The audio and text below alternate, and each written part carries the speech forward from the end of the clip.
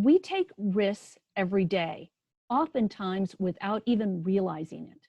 Walking into the bathroom, we risk falling, which nearly 250,000 Americans experience every year. Getting into the car, we risk getting into a car accident, which happens on average in the United States 16,000 times every day.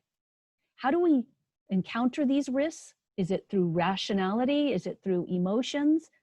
Or does the amygdala rule our actions? Or is it a combination of all three?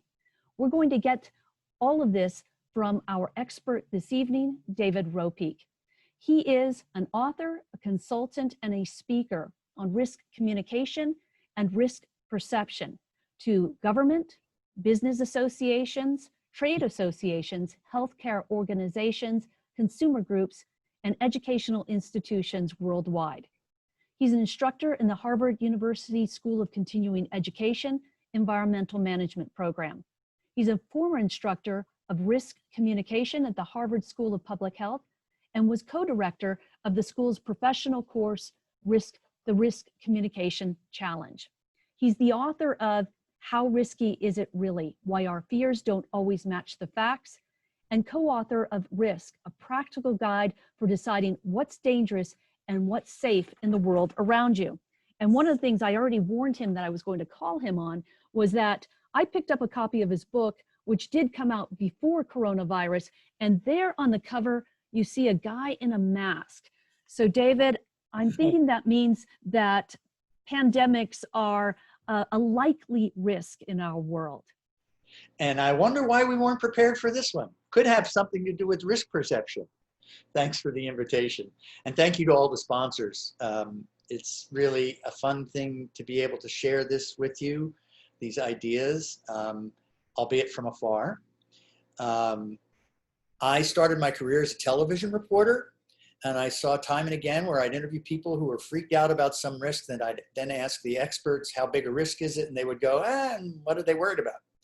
Or they weren't freaked out about some other risk, like say influenza. Only 40% of Americans get their flu shot a year.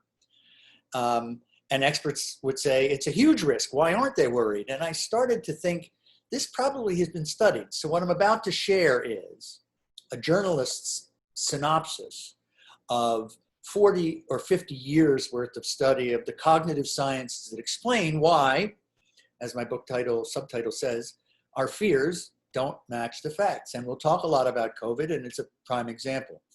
But let me start with a question to all of you.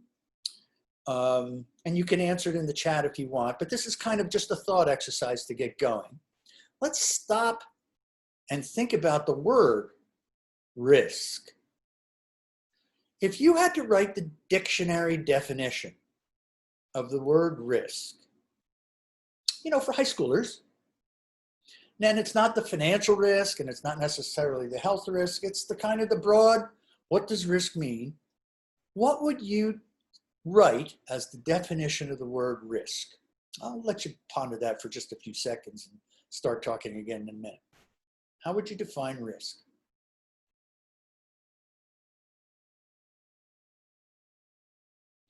When I ask this to audiences that I can interact with, there very often are answers like something bad happening.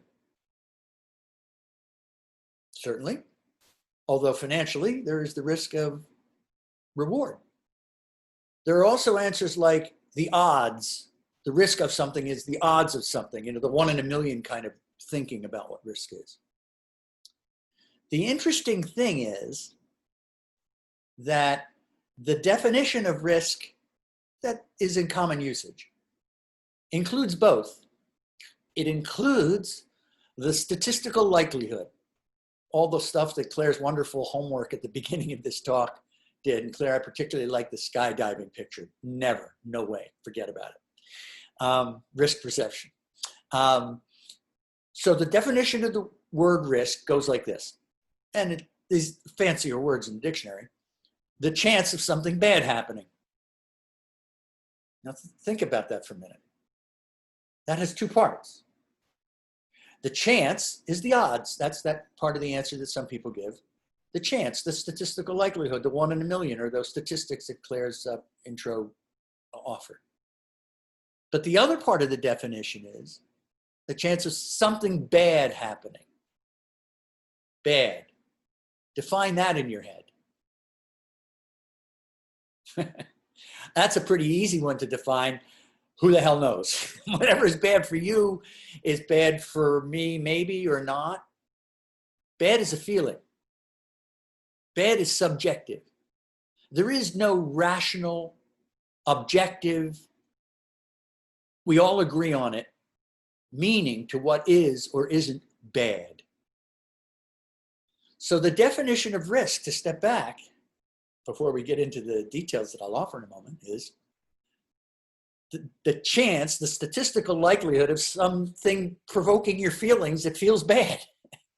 It is by definition, the idea of risk is by definition subjective, affective, emotional, whatever word you want to use that is not rational, objective, fact-based only. Okay? So that's where we're going. Where we're going is into the psychology and the cognitive science of how we end up feeling. That is more bad than that.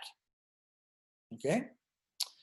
So the original research on that by Paul Slovic and Baruch Fishoff and Melissa Finucane and Ed Flynn and a bunch of people whose work I've read found that risky situations, something bad might happen, have emotional or psychological characteristics, personality traits. You remember the show Risk Factor on TV? Think of these as risk factors, but feelings factors, okay? So let me list a few of them and they'll sound familiar with you. And I'm gonna start with one so that we can talk about this a little that's current, and that's COVID, okay? The disease, SARS-2, CoV-2, I think is the virus. Why did that scare the bejesus out of us so much? Wow, we went from normal to lockdown in a week. The world, never happened. Never ever happened. Not in world wars has this happened. This is unprecedented in modern history. How'd that happen? What was it about COVID that scared us so much? Well, one of the things that made COVID particularly scary was it was new. And the research that I was referring to has found that when a risk is new, it is scarier than when we've lived with it for a while, which, by the way, is COVID now. And we'll talk in a moment about how our emotions and psychology of our fear of COVID are shifting. And there's explanation for that. But when something's new, what that means is there are a lot of unknowns. And when you don't know how to protect yourself, the analogy I use is, the metaphor I use is, it's like driving a car with your eyes covered. You're proceeding into somewhere, but you don't have the information you need to protect yourself. How does that feel? Imagine that yourselves. You can feel it. Unknownness, uncertainty about how to protect myself makes things scarier. It also makes us want to have a sense of control, because when we have a sense of control, like when we're driving the car, we're less scared than when we're over in the passenger seat. So when we're scared, we look for ways to take control. And a new risk that makes us feel scared makes us buy toilet paper or guns or do a lot of things that people did, even admitting that it was kind of silly, because they were scared because of the newness and the uncertainty and the lack of control that meant. And to counteract that, they were doing things that gave them a sense of control. So there's two factors: newness, scarier; familiar, influenza, less scary. New influenza like H1N1 that was going around when I wrote my book, and that's why there's somebody with a mask on, because that was a pandemic before that we were all scared of at the time, although not like this. Newness and control. Let me give you a couple more of these psychological factors, though.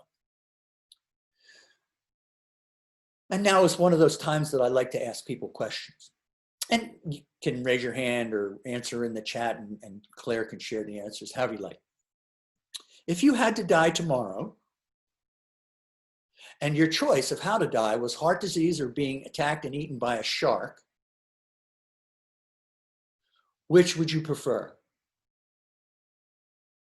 And I can hear you all saying heart attack, heart disease, mostly. A few people say shark attack, and I say why, and they would say because it'd be quick.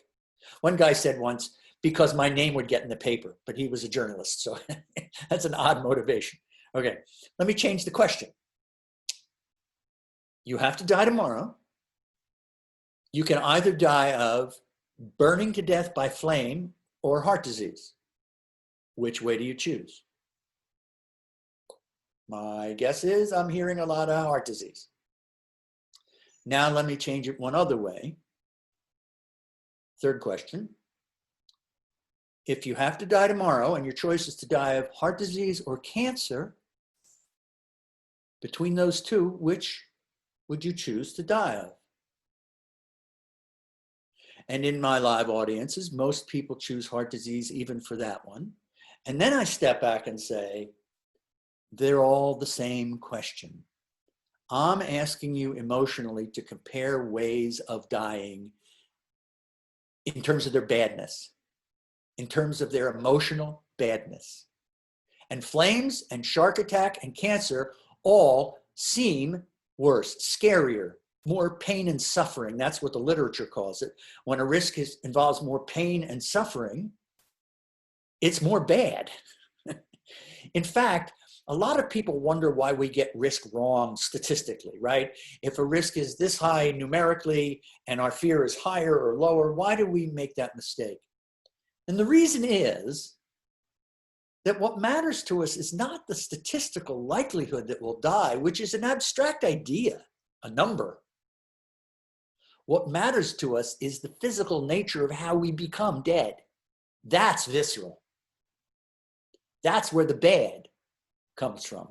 So the more pain and suffering something involves, the more afraid of it will be. And that's why since the 1930s in the United States, people have rated cancer as the disease they fear most. And it was only this year that cancer and heart disease became roughly tied in terms of how many people in the United States they kill each year, around 600,000. So they were more afraid of the number 2 risk, not because of the statistics, but because of the pain and suffering that cancer involves. Plus, with cancer, we've come to believe, even though it's no longer near true, we have no control. You hear you have cancer, you think you're going to die. Death sentence. Turns out that 60-some% of cancers are now either treatable as chronic diseases or in some cases curable outright. And there are many cancers now. It turns out low-grade cancers, there's a form of breast cancer called DCIS. There's a form of low-grade prostate cancer. There's a low-risk thyroid cancer, which you may find with screening, because screening now can find tiny, tiny, tiny, tiny little things. The screening's gotten better and better. That will never hurt you. You have cancer. That will never hurt you. But it doesn't feel like that when you hear the word because of the pain and suffering and the lack of control. Let me add a couple more, and then I'm going to switch gears. But please add questions if you have any, and Claire will butt in with them. We are much more afraid of risks that are human-made than risks that are natural.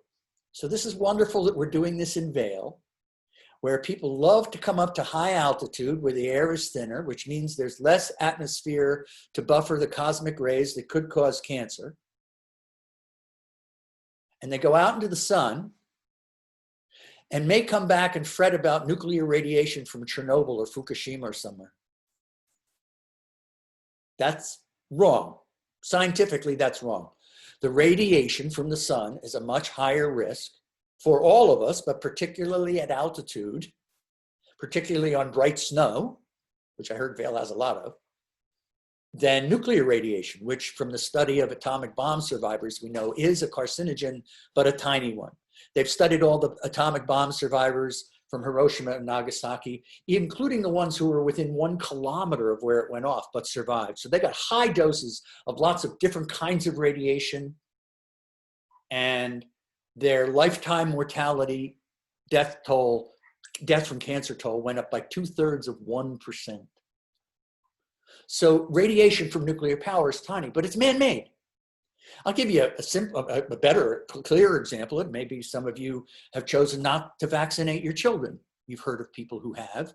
And some people choose not to vaccinate their children because they say the vaccines are not natural. I'd prefer they get the natural disease, which could kill them, than get that man-made stuff put in them. Chemicals. We talk about our fear of chemicals. Well, you and I and this Zoom screen that we're all on are made of chemicals. What we mean when we say our fear of chemicals is those man-made ones that are associated with cancer. See, they pile up. Now it's not only it's man-made, but I don't have control because Monsanto put it there, and cancer has no control and pain and suffering. So that's a lot of bad language. A couple more very quickly. COVID being a big example, current example. We are more afraid when we don't trust the people who are supposed to protect us. Now, we convene government, the idea of government, and I understand there are people from government participating tonight, and thank you, I'm glad you're here. We convene government to protect us from things that we can't protect ourselves from as individuals, like food poisoning and, ski lift safety, to be Vail, and pandemics, right? And war and armies, right? That's what government does. So when a big alien threat like COVID comes along and scares us all in the same way at the same time, as has rarely happened in human history, if ever, we look to our government to protect us. That's its job. Now, government is local, and government is state, and government is federal, and of course we look to all of them. And local and state is where really the protection mostly comes from, but we hear a lot about the federal too. And if we trust those people, we will be less afraid. And less afraid means we'll make more rational choices and follow healthy instructions, social distancing and masks and whatnot. If we don't trust those people, our fear will go up. Our stress levels, our fight or flight response in our body, and all of the hormones that change when you're thinking that you have to fight the lion, your blood pressure rises, your immune system goes down. You don't need your immune system to fight off the lion. A lack of trust will make that fight or flight response much higher. And we're certainly seeing that in a large number of Americans, given the federal response. And yet at the state and local level, tons of trust. We're also more afraid of a risk if we don't trust the people who produced it. So many of you may have Apple iPhones. Not an ad for an Apple iPhone, but I have one. And you may have seen some years ago that radiation from mobile phones was listed as a very low grade, maybe kind of could, maybe kind of be a carcinogen. There were rankings, and it was at the bottom, but not a not. There was a little bit of scientific evidence, so you couldn't rule it out. Turns out we've mostly ruled it out now, so to put your mind at rest. But nobody put down their cell phones when that came out. But oh my God, because that's made by Apple, and we like the device. We trust Apple. We like Apple. There's a benefit from it. Some of us do. Sorry if there are Microsoft listeners on the line tonight. If we don't trust the people making it, like say, Monsanto or Bayer, who bought Monsanto, we are more likely to believe that their products, glyphosate in this case is a very controversial pesticide now, we're more likely to be afraid of it and believe the reports that it could cause cancer. The body of science, it turns out, on glyphosate, which by trade name is Roundup, and I have some in my garage, spot killer for weeds, and then it breaks down, which is one of the wonderful things about it. It only stays active against the roots of the plant you squirted on for a few hours. The body of evidence around the world, according to most national, the EU, the US, Japan, governments around the world, are the evidence just doesn't support that at the doses we would be exposed to glyphosate put on our food that we eat that it would be carcinogenic, but it came from Monsanto, our fear goes up. And that's trust. So you can see that there's a really rich emotional language. It's one of the chapters in my book, and it goes on. I've talked way too long, and I want to turn the corner and also see, Claire, if you have any questions from folks. There's a rich emotional language that colors how we see potential threats to our safety. We are set on alert. That helps us survive. That's one of our 2 genetic imperatives. The other is to make copies of ourselves, to procreate. And so we are super sensitive. Claire said at the beginning of this talk, there's an organ in the brain called the amygdala, A-M-Y-G-D-A-L-A, which I think is Latin for almond, which is kind of what it looks like, where external information that comes in, hearing, smell, even internal information, memories, thoughts, goes in the brain first to the amygdala and then to the part behind your forehead where you do your smart thinking. It's called the prefrontal cortex. Prefrontal, mine has no hair. The prefrontal cortex does our rational thinking. When information comes into the brain, no matter what kind of stimulus it is, a memory, a dream, a smell, a sound, it goes first to, actually goes to a relay station called the thalamus. The thalamus then sends it on to lots of places, including the amygdala and the prefrontal cortex, which is further away, which means that that stimulus first gets to the amygdala, and the punchline about the amygdala is that's where the fight or flight response starts. That's the tripwire for what we then, our heart starts to beat and our mouth gets dry and stuff. And then we become conscious of all of that. And then we are conscious of being afraid. Fear, the conscious experience of fear, is a post hoc reaction to what our biology has already put in motion. And put in motion before the information has even gotten to the part that can do the math. Okay? So we are set on a tripwire for anything that might do us harm. Makes sense for survival, right? It's what's helped us get this far, so far down evolution's gauntlet. But we use all of these old emotions, instinctive emotions that we learned to define what's bad, to go off really fast, and that trumps our rational thinking. How's that for an intro? Hi, Claire. Hi, David. That's great. And so since we're talking about the amygdala, let's stay on that for a second. Cool. Because a lot of times people use, and I guess erroneously, they refer to that as our reptile brain. Yeah. And so do you think the amygdala gets a bad rap? Well, yes and no. What I think we should be grateful for is that people now know it. that they've heard of it, right? And that they understand that the amygdala as part of the subcortical. Cortical is they call the wrinkly part of the brain that you think of when you see the brain. That's just the outer layers. Cute little side note, if you spread it all out because all of the wrinkles and folds, it becomes roughly the size of the New York Times in print. That's a little factoid you remember. Okay, but that's what all the wrinkles and folds are, so there's more space. But that's just the outer brain. The inner brain is more ancient, your reference, reptile brain.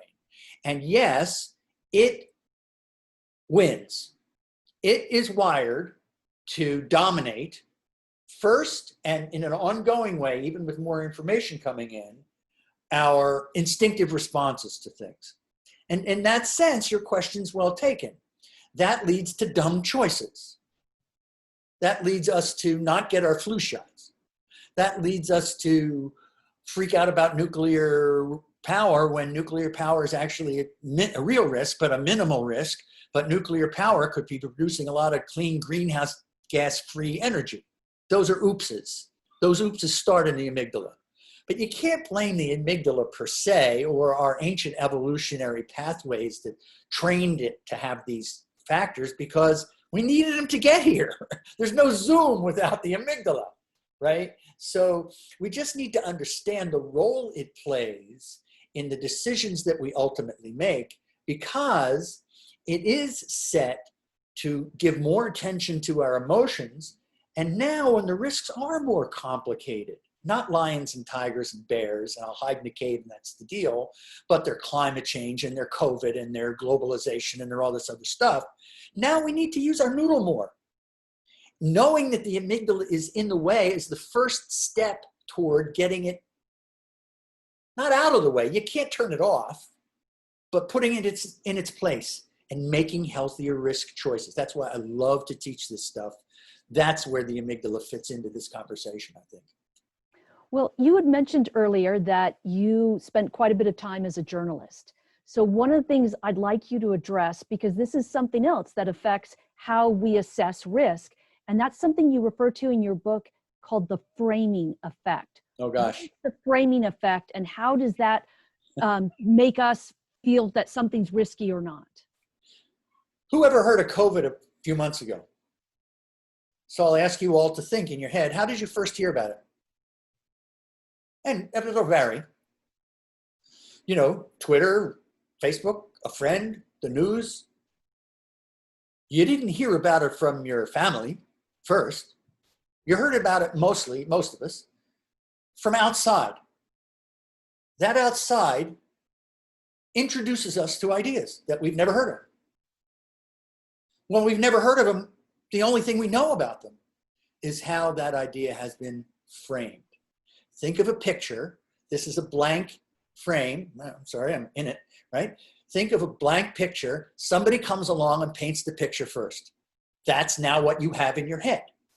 And if they say it's X, if they say it's a fraud or a hoax, you know, and you're getting your information from those sources, that initially frames how you think of things. And the brain likes things easy. So when we evolved, let me back up. The brain is the hungriest, calorically hungriest organ in your body. Right now, watching this, you're using 25% of your calories just like your brain. Partly it's paying attention to this. Mostly it's regulating your heart and your digestion and everything else. But the brain is by far the calorically hungriest organ in the body. And when we were evolving, even pre-human, and didn't know where the next 7-Eleven was, we had to figure out ways to cut caloric corners and not think too hard to get to the decisions that we needed to make to survive. Okay? We still do that.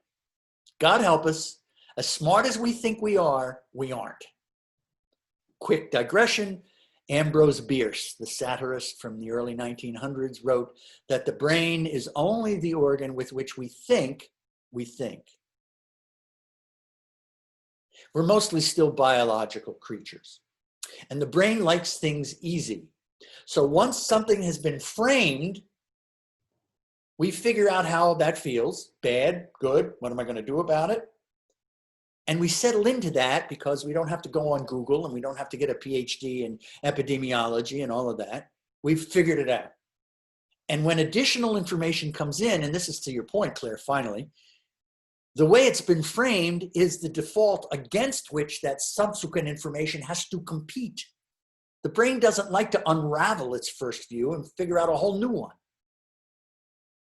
So the framing effect from our social and news media world now, it's much more social media now than in the last, say, 10 or 15 or 20 years.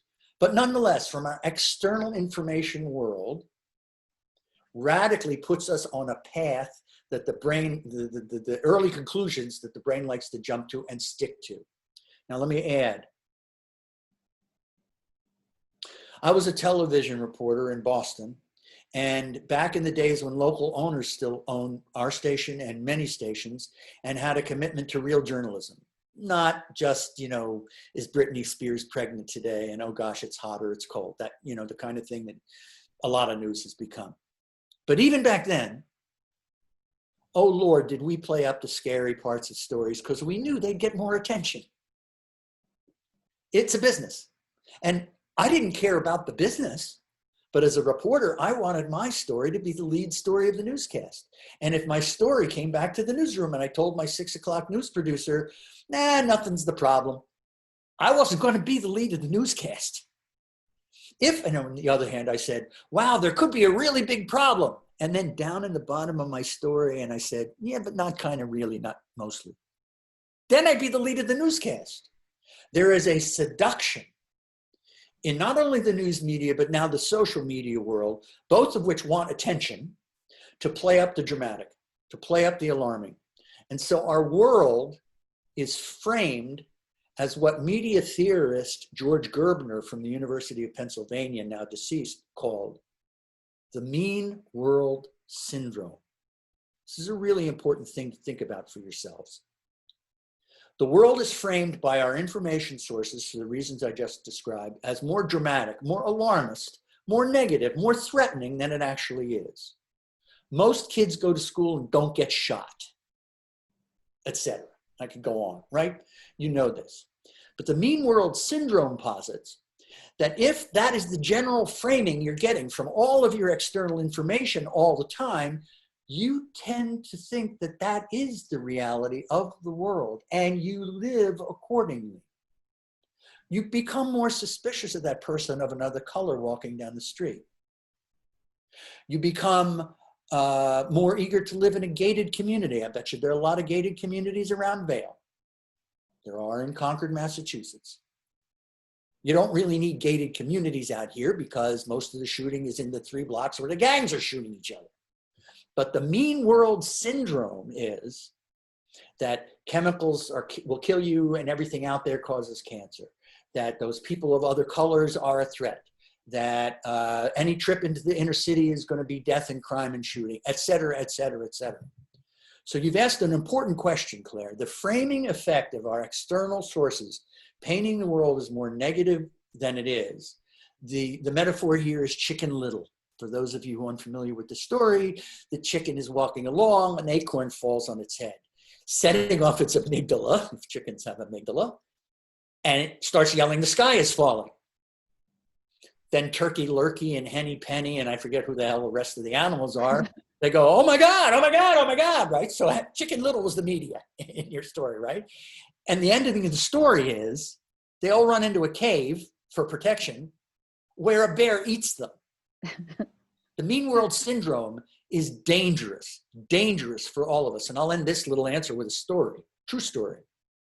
There is a rough urban area in near Boston called Brockton, a city, big city, where a woman had heard lots of stories on TV news about crime. There was a snowstorm one night, and she heard a knock on her door. It was 10 o'clock. She's an elderly woman, lived alone. And quite understandably, instinctively, didn't want to risk going to the door. In the morning, they found her next door neighbor dead, frozen to death. She had come because she thought she was having a heart attack and needed help.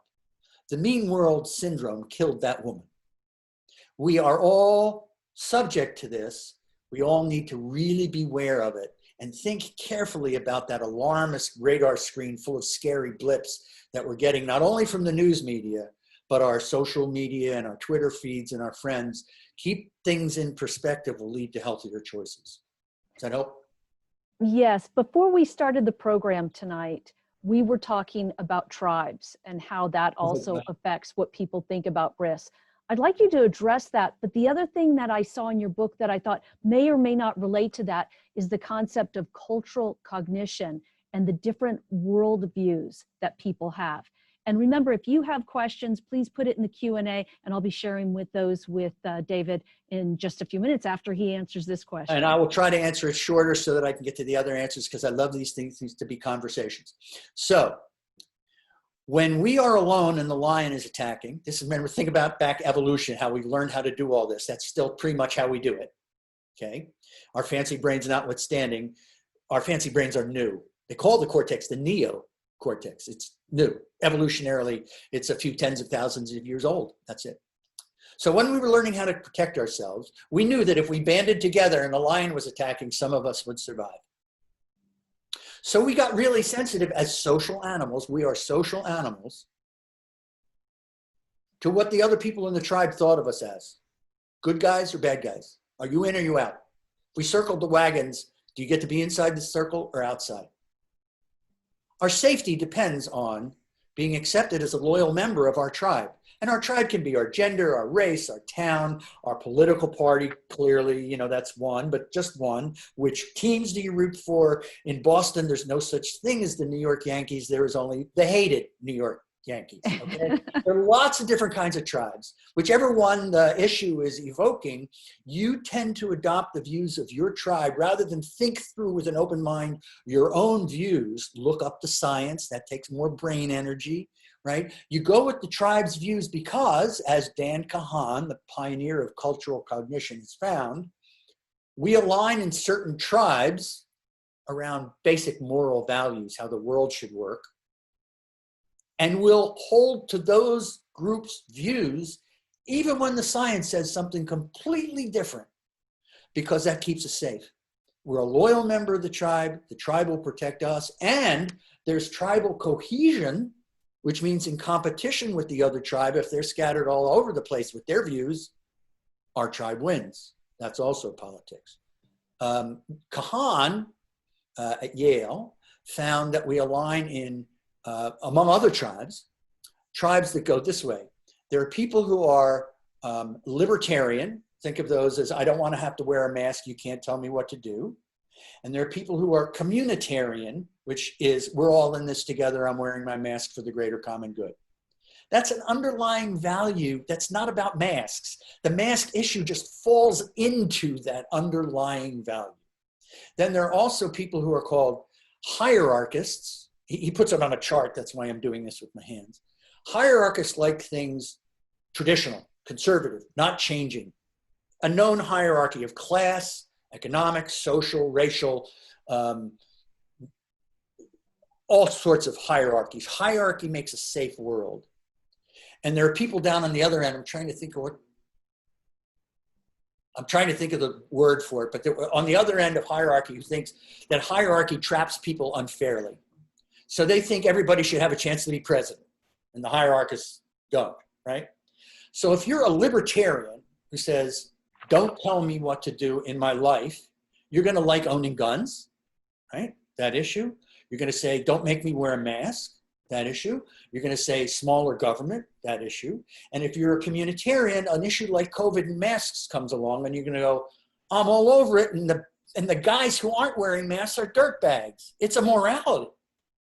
But that's one of many tribes, and tribe is a deep instinct for our safety. Okay, so down at the bottom, it's egalitarians. Yeah, thank you. You looked it up. Yeah, you opened my book. Yeah. Egalitarians, right? It's egalitarian. Hierarchists, rigids, everybody's stuck. Egalitarians, everything is fair. And then over here is libertarians, individualists, I think he calls them, individualists. And yes. Communitarians. And you can see that those worldviews are about how the world works generally.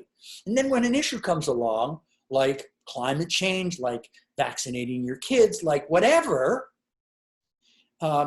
we see it through those moral value lenses. But again, and I've had this argument with Dan, I think cultural cognition as an idea is brilliant, but it's limiting because it's only one of a set of filters, tribal filters, that we use, right? So it's more likely that an individualist and a hierarchist is going to align with the Republican Party. That's not good or bad. That's not a judgment. That's just kind of where the world should work, in a kind of a structured, hierarchical, less government kind of way. You hear it in their policies. And communitarians and egalitarians are lefties, if you will, and all of the studies that he's done align people that way on various issues. But there's gender. There's geography, there's age, there's a whole lot of other tribes that also go to the amygdala that shape our perceptions, including of risk, but not only, but of risk. That's what we're talking about now. Okay, well, Judy has a question for you, and she's asking if you can reprogram your brain to react to negative events as presenting opportunities. How do you change this narrative? Oh, Judy, you're awesome. Bad news, though, is you can't. So reprogram your brain implies the ability to be smarter than your instincts. That's, if I can reword your question. How can we overcome the basic biology that keeps us alive? So you can read Dave's book and listen to Dave's lecture and practice all of this. I'm aware of my amygdala screwing me up and stuff, and you can fight it off. You can't reprogram it. What you can do, though, and Judy, this is to your question, you can step back when the bad reaction happens. And pause and give your thinking a chance to consider, yeah, but I might win the lottery, not lose the dollar. Yes, you can do that. We do have the power now, hopefully more because you've listened to this lecture, to realize that we jump to conclusions that are going to be more emotion-based. And the healthiest thing for us to do is to stop. I mean, for 3 seconds or a minute. Just pause and don't let that knee-jerk instinctive reaction dominate and win, and that first framing win, and use your prefrontal cortex. Yeah, we have them, and they are pretty good, to think about other options, including the positive options, including that, you know, these guys, I heard about this from the news media, and they tend to play up the alarm, so let me find out some more about it. I heard this from somebody who I don't particularly trust, so I might be reacting to that. Should I trust them or not? Pause, stop and think. And that you can do, Judy. We all should do, to give rationality, reason, our thinking brain more of a voice. And that will lead to better choices. So someone asks about, and this is a fairly specific question, about how to analyze the return to school by students, given all of the mixed information that's floating around out there. Oh my gosh, my gosh, my gosh, my gosh. This is a perfect example that gets back to Judy's question. Depends on whether you have a kid, right? That changes everything. How reprogrammable are you if your kid is 17 or 16 versus 6? There's 2 different tribes right there. Reprogram it for your kindergartner versus your teenager. But the heart of your question is a very good one. How to make informed choices about risk when there's a lot of different information floating around. That's the part of the question I want to address. You really do have to work against your instincts for your brain to be lazy. Oh, I heard this from Fox, I like Fox. I heard this from MSNBC, I like MSNBC, I'm done. You have to fight that laziness, brain laziness, and you have to fight your instinct to trust and believe what confirms what you already believe. Confirmation bias, you've probably all heard of that, right? That's more comfortable. It doesn't take as much work in your brain as thinking that what I believe might not be the case. You have to fight all those instincts, and that will make you a researcher. Learn yourself. Now, none of us are, there's 67 people on this, plus a few others, are experts in all of this, what's best for kids in school, with COVID specifically. So there's only so much you can actually learn. But what you can do, and this is what I did as a journalist, and we can all do this as people, is think carefully about who are reliable sources of information, right? There are sources of information you know are biased, like a pharma company is probably not the best, and an environmental group, no matter how wonderful they are, they have an agenda too. You might not trust a certain political party, right? But if you think about it, you might trust the CDC, you might trust the World Health Organization, you might go online and find, what does Harvard say? What does the University of California say? What did they say at the University of Minnesota, where there's a world-leading epidemiologist about all this stuff? If you stop and give your thinking brain a chance to do the work and challenge yourself to do the homework and put this importance of trust front and center to the quality of the information, you can then make a more informed choice. But now we're back to Judy's question. On the morning you're sending your 6-year-old back to that school full of people, you're going to be scared to death, no matter what the information says, no matter how reassuring the school system says about social distancing and all of that. It's the same as school shootings, which are extraordinarily rare. I mean, I did a piece for the Washington Post about this, and I calculated that for the average public school student, kindergarten to 12th grade, since Columbine in Colorado in 1999, I think it is, for all of the public school kids that have gone to school for all those days, the chance of any of them being shot in public schools like 1 in 614 million. And yet there are parents who are buying their kids bulletproof backpacks What's that for? So, Johnny, if the shooter comes in your room, don't forget to put your backpack on and turn around. I mean, that's not a reasoned choice, no matter how much information that parent might have had. So we can stop, we can think, we can put trust up as a critical decision maker for getting reliable information, but we're still also, Judy, still going to use our animal brains to see what that information feels like. So Bob Rush is asking, and this perhaps goes a little bit back to the tribe question, how does the American perception of risk compare with those happiness countries, Scandinavian countries like Denmark, Sweden, Norway? It's a very wonderful question. So the research, the work by Slovic and those other people that I mentioned earlier, has been replicated around the world for now close to 50 years. And what it finds is a risk that's natural will be less scary than a risk that's human-made everywhere all the time. And a risk that comes from somebody you don't trust will be scarier than a risk that comes, the same risk if it comes from somebody you do trust. And if you have control, you're going to be less afraid than if you don't have control. And new is scarier than familiar. And that whole language is universal. But there are variations by culture. So the northern Scandinavian happiness countries that you mentioned, by the way, Finland, I think, has the highest suicide rate of any country in the world because it's also dark like crazy, which also, by the way, curiously, is the explanation for why it's the polka capital of the world, Finland, because they get together in the winter and they get drunk and that's how they dance. Or another tidbit that'll be a fun thing to remember. Those happiness countries have a communitarian worldview. We're all in it together kind of culture. They give up 50% of what they earn to taxes in exchange for free healthcare and education and all that sort of stuff. That's their mindset. So if a risk falls into that mindset, it's going to have a unique response in that culture. The Chinese believe in feng shui. We don't have feng shui. If a risk falls into where the furniture is in the room or something like that, the space of people around you, whatever, that's going to factor into them.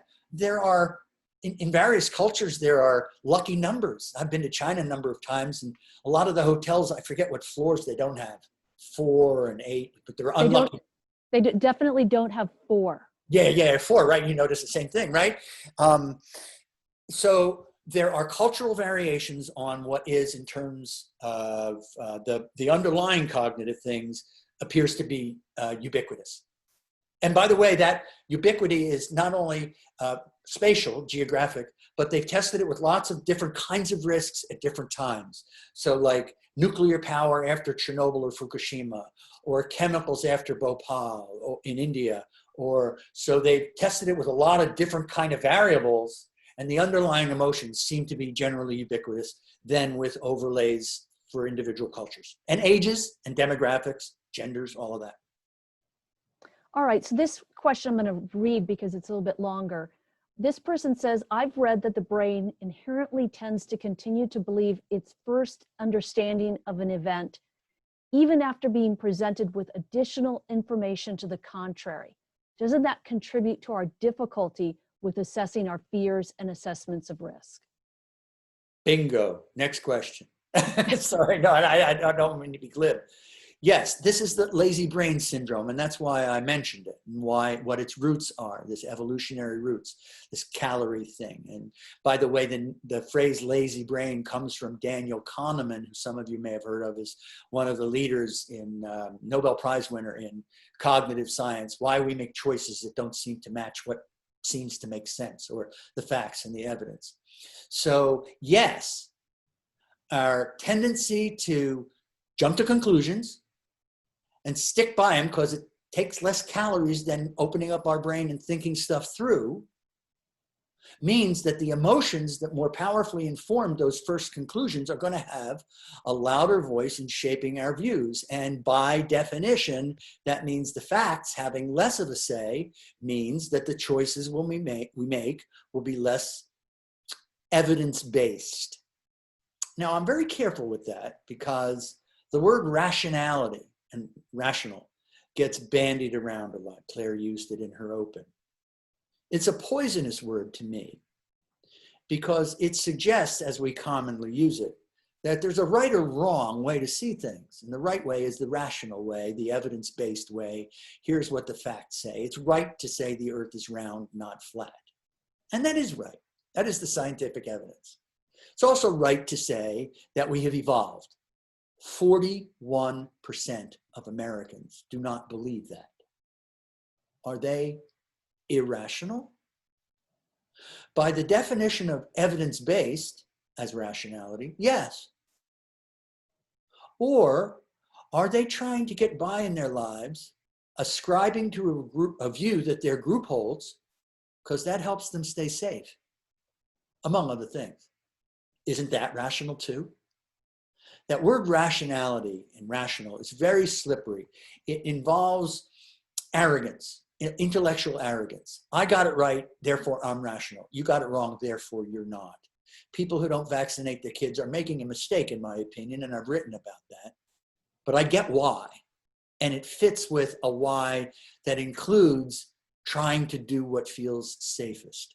And in a broader sense, getting your butt to tomorrow is the most rational thing you can do, even though there are some oopses along the way, and those oopses can keep you from getting to tomorrow. That's why I've written my book. Understanding a language of why we're more or less afraid than the evidence says can help us understand why we're too afraid or not afraid enough, and encourage us to make healthier choices, which increases our chances to get to tomorrow. It's rational, information-wise, to think about risk perceptions influences on us, but I get that all our perceptions are subjective and we can't undo that reality in our brain. Best we can do is try to factor an awareness of that into our thinking to lead us towards healthier choices. Okay, Lauren has a question about end-of-life decisions and do not resuscitate, doctor-assisted suicide in terms of risk assessments by the individual approaching these decisions. Yeah, that's me, Lauren. My wife and I just did our healthcare proxy thing the other day. Boy, is that a slippery slope. I mean, you know, I'm 69. Well, how am I going to feel when I'm 80 about intubation and all those other things? The problem with end-of-life decisions is that there are two major institutions that have vested interests in not letting us work this out for ourselves, which would be my preference. One is churches, various churches, who think that terminating your own life is a sin. And lots of faiths do this. It's not just Catholicism, Christianity. The other is the medical profession. And I'm sure, Lauren, I think it is that you've heard about, or if you're thinking about this, know about doctors who are loath to listen to a healthcare proxy, even when the patient's in the bed and their healthcare proxy person is next to them saying, don't put that tube in. Because that institution, medicine, is designed to save lives, not let them go. Certainly not accelerate them going. So we have a ton of super complex personal emotions in the choices we make about how we want to go, when we want to go, how much control we want to have, and all of those poignant and I think intimately personal details that are really only for the individual to decide. That's my personal value. But we have these institutions fighting against it. I'm in Massachusetts, pretty blue state. It's got its purple sides too, but pretty blue state. But a super Roman Catholic state. We couldn't get a right to die law through. It's a citizen petition thing. Church was all over the advertising against it. So there are competing external challenges to the internal challenges that we face. And now I'll share a little bit about those internal challenges. Most of them, and I've talked to people who are, maybe you've heard of these, end-of-life doulas. A doula is a person who isn't a midwife but helps you with your pregnancy and delivery. There are actually end-of-life doulas now that help people think through all of these end-of-life questions. And what a lot of the 3 or 4 of them that I've talked to say, a lot of people in that decision-making space, think of, they put quality of life highest, and usually that turns around the word control a lot. Do I have control of my faculties? Do I have control of my body? That tends to be a really, do I have control of my memory? That tends to be a really big, powerful factor. But in the end, Lauren, goodness, that's super personal depending on your life circumstances. So we're just about out of time, but one of the things I wanted to ask you about is optimism bias. For instance, the whole mask, no mask debate, I assumed those people who didn't want to wear masks had optimism bias, that they just didn't think that they were going to get this disease, or if they did, it wasn't going to impact them much. But it sounds like after this discussion, that decision is far more nuanced than I gave people credit for. But even given that, can you address optimism bias? Sure. Optimism bias is, and this is largely the work of Neil Weinstein, now retired of Rutgers, is the general tendency to think it won't happen to me compared to them. It's always compared to them. It's not, it won't happen to me. It's like things will go better for me than them. I will have a better career. I'll have a better spouse. I'll have a nicer house. I'll have a healthier life than them. The interesting thing about optimism bias, though, is it's generally easier when a risk isn't really staring you right in the face. It's easier when the risk is down the road. Optimism, one of the things they studied was optimism bias about how long it'll take to do your home renovations. So when you plan the job, everybody thinks it'll go, you know, they might run a week or two over, but that's all. And when they're about to raise the first hammer, everybody's freaked out about how much longer than that it's probably going to take. So when a risk is staring us in the face, instead of optimism bias, we tend to overweight, it's not going to happen to me, so I can do that fun thing. So I can go back to the bar, so I can go back to the beach, so I can go up to the frat party, so I can go back to my church. That's what optimism bias is for, so that we can take risks that we know are risks by telling us, yeah, but not me. But when the risk is staring us in the face, very often, optimism bias turns into loss aversion, where we overweight, oh my God, this is going to be the worst thing ever. Classic example being, you think you're going on this cool scuba diving trip in 6 months to the South Pacific. You know there's sharks in the water, but you know those sharks that are there don't eat people, and you want to see them, and they're beautiful and lovely. And wow, how cool is that? Now, that's 6 months to go. Now, put yourself on the deck of the ship with the gear on your back and a fin in the water and tell me how you feel now. Optimism bias ain't there anymore, right? But you rightly point out, Claire, that it is more nuanced. So optimism bias is the 20 or 22 or 25-year-olds or 18-year-olds on the beach. And of course, they're doing a lot of their thinking below the belt anyway. All right? So that's one part of optimism bias. But the tribal stuff, don't tread on me, open up, that's a different set of emotions. They're both at work.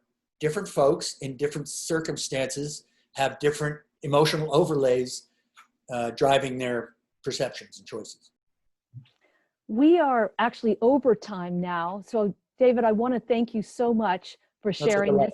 We really, you know, I feel like we could have gone on for quite a bit longer tonight because there's just so much to this, all the fear factors that we weren't able to get to, but this has been fascinating. And certainly the whole talk about tribal and cultural cognition was really helpful. Good, good. I hope it helped everybody make healthier choices. That's the point of sharing all of this stuff.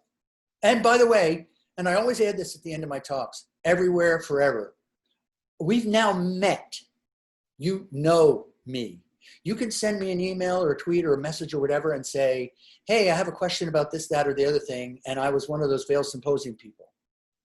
We are now in conversation. Please feel free to consider me a resource if you want to have any other conversations about this stuff. Do you want to let them know what your Twitter handle and your email address are? D Ropeik, pretty complicated, first initial and last name on Twitter. The email is David Ropeik, my name, @gmail.com. All right, thank you so much. All right, everybody, thank you. And I hope we join up again on July 23rd. It's going to be a Thursday evening, 2 weeks from tonight. We will be welcoming Amanda Sloat, and we'll be talking Brexit Revisited. Again, July 23rd at 6 p.m. Good night, everybody.